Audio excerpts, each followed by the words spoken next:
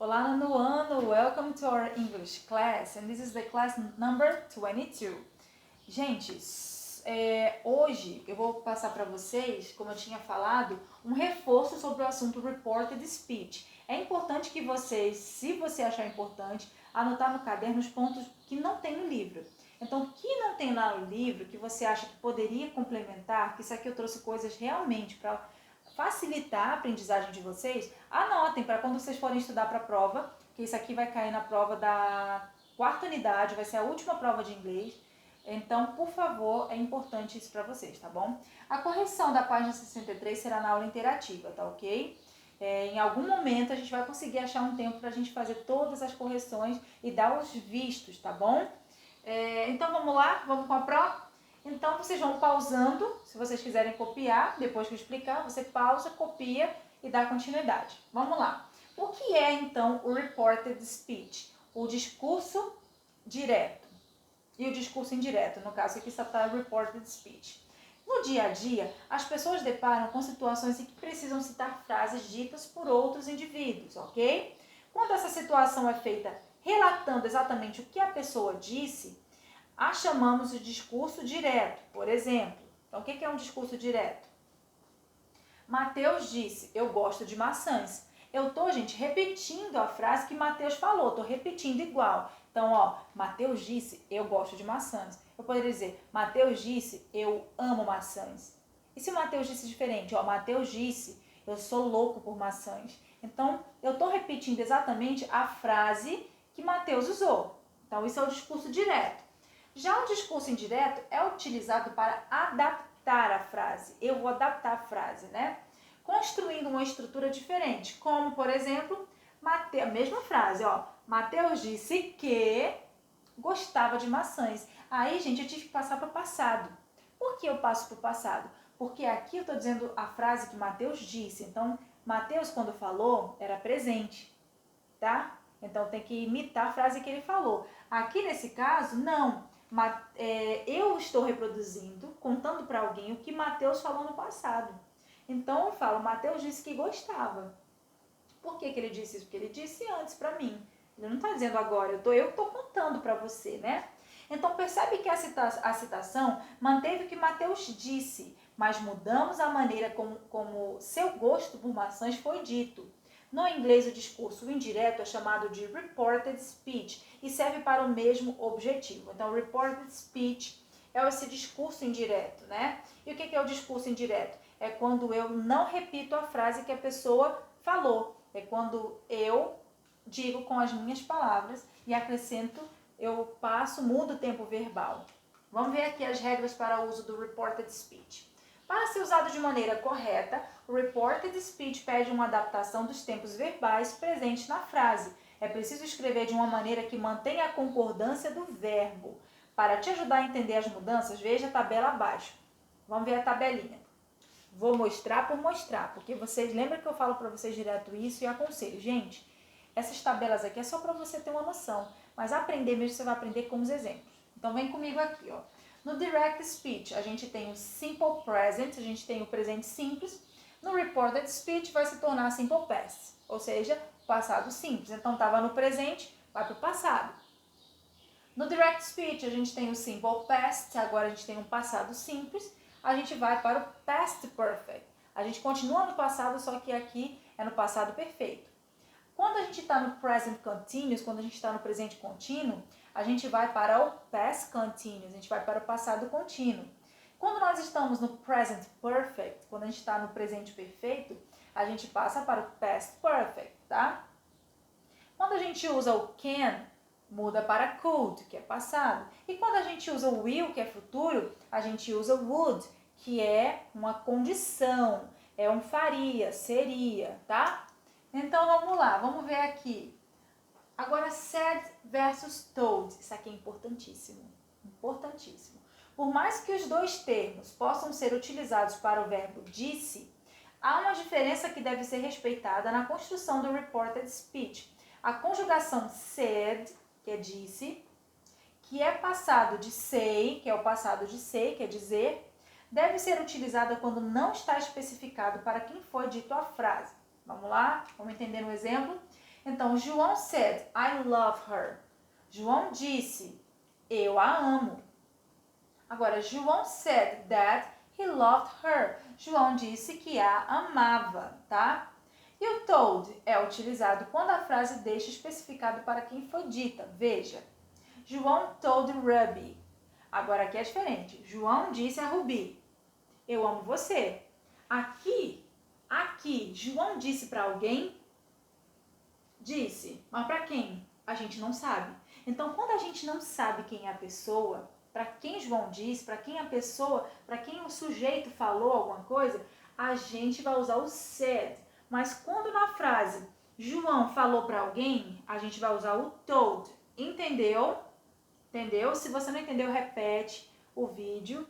Então, said é quando João disse algo a alguém. E told é quando a pessoa, no caso aqui o João, disse algo para alguém que eu sei quem é a Ruby. Aqui é a Ruby. João told Ruby, I love you. João disse a Ruby, eu te amo, tá bom? É fácil, gente. Molezinho isso aqui. Vamos agora para o simple present. Vamos agora na prática ver como é que fica os tempos verbais. Gente, eu estou no presente simples e depois eu vou para o passado simples. Vamos ver como é que fica. Então, na minha frase do discurso direto, ela fica assim. Marcos said, I like apples. Marcos disse, eu gosto de maçãs. Como é que vai ficar? Isso aqui está no presente simples. Olha aqui, quando eu vou tornar a frase indiretamente, vai ficar Marcos said that he liked apples. Ó, o verbo vai para o passado. Só isso. Gente, se a frase no discurso direto, ela tem um verbo, aqui o verbo vai no passado. Acrescentar o ED, no caso aqui só precisou do D. Se você não conhece o verbo, pesquisa o verbo, tá bom? Vamos ver mais um exemplo. Aqui a gente tem o present continuous. O que é um present continuous? Tudo que tem continuous vai ter ing. Ó, tudo que tem continuous no inglês vai aparecer esse bendito ing. Que ele significa o quê, gente? Continuidade. Ele quer dar a ideia de algo que tem continuidade. Pode ser um passado, pode ser um presente. Continuidade. Ok? Então, vejam aqui, eu estou no presente contínuo, vou passar para o passado contínuo. Então, Ruby said, Ruby disse, I am reading a scientific article. Eu estou lendo, ela está lendo agora, está lendo, tá? Agora no sentido de, tipo, algo que está acontecendo, mas ela está lendo um livro sobre um artigo sobre ciência, né? Científico, um artigo científico. Como é que isso vai ficar no passado contínuo? Gente, o verbo tem que ir para o passado. Então, se aqui, esse verbo aqui, o verbo to be, am, tá assim, no passado vai se tornar was.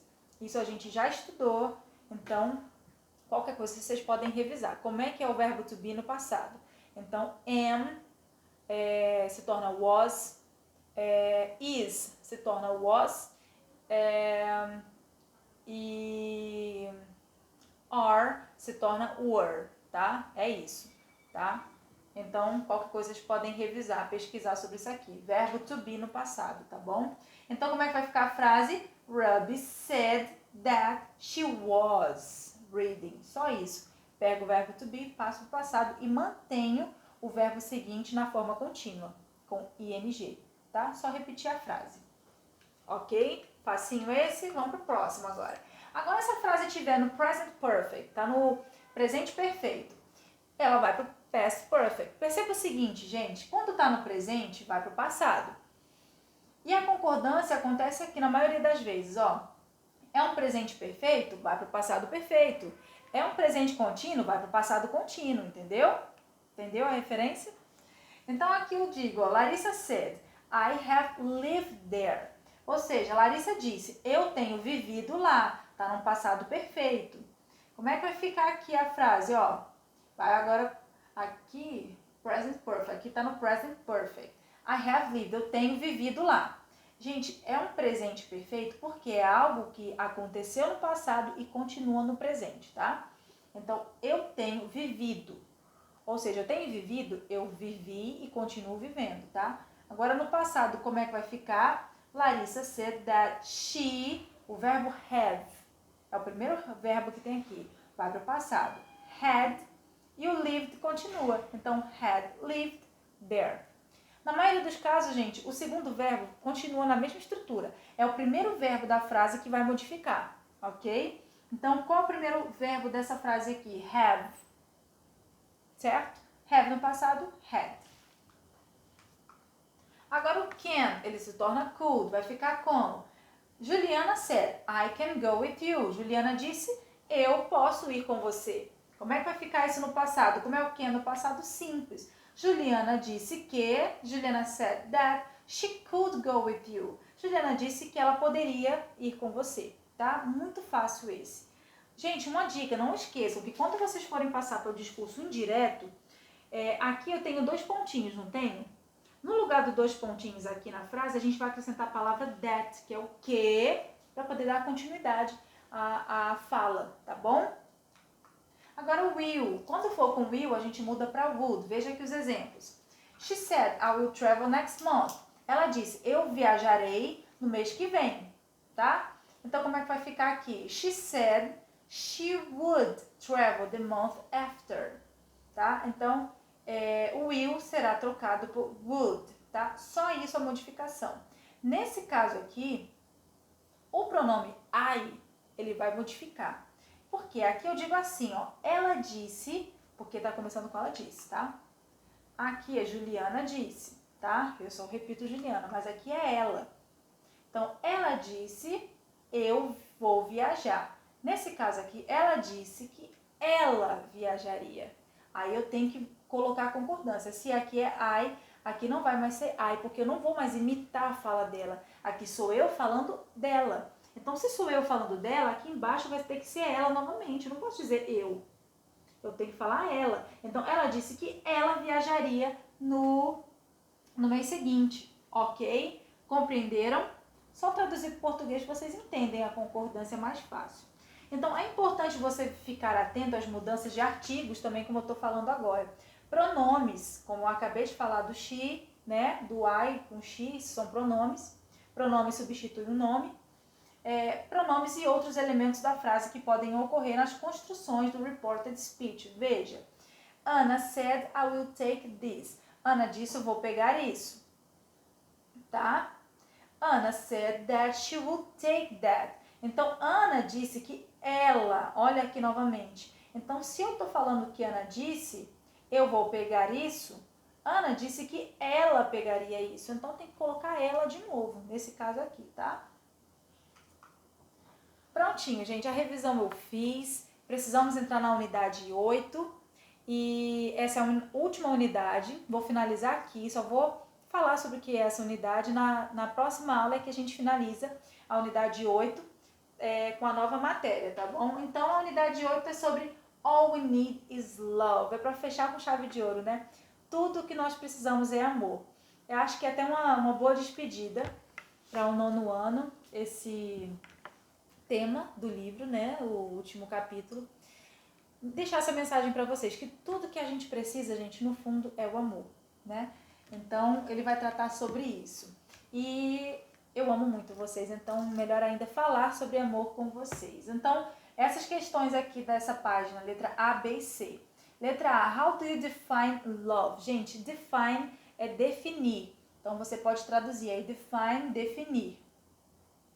Letra B, have you ever really fallen in love with someone?